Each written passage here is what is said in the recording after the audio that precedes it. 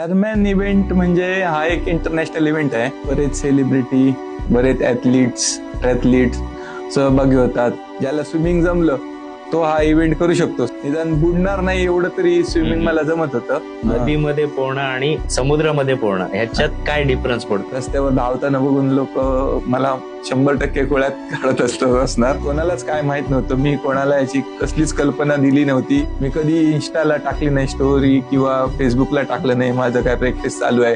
रोज मी आता रविवारचा 60-70 kilometre cycling करतोय. लहानपण माझं सगळं शेतातच गेलेलं आहे. मळ्यात खेळणे, नदीत पोहणे, मासे पकडणे. ह्याच्यात 900 इंडिव्हिज्युअल होते आणि तरी 400-500 रिले मध्ये होते. मला मेंटल प्रिपरेशन हे इव्हेंट दिवशी जास्त स्ट्रॉंग असायला लागतं. तर त्याच्यासाठी पाहिजे तो घरातल्यांचा सपोर्ट पाहिजे. एवढं प्रेशर आलं की मी पूर्ण रात्र एक सेकंद सुद्धा झोपलो नाही. इव्हेंट चालू असताना असे मनात विचार यायला लागले की पुढे जाऊ कसा आणि काय म्हणून तोंड टाकू आता. आणि एवढं वर्ष मी आता प्रॅक्टिस करतोय. 2-3 मिनिटासाठी आता माझं हे सगळं हुकणार आहे. परमेश्वर जर प्रयत्न केला, प्रामाणिक प्रयत्न केला तर परमेश्वर साथ देतो.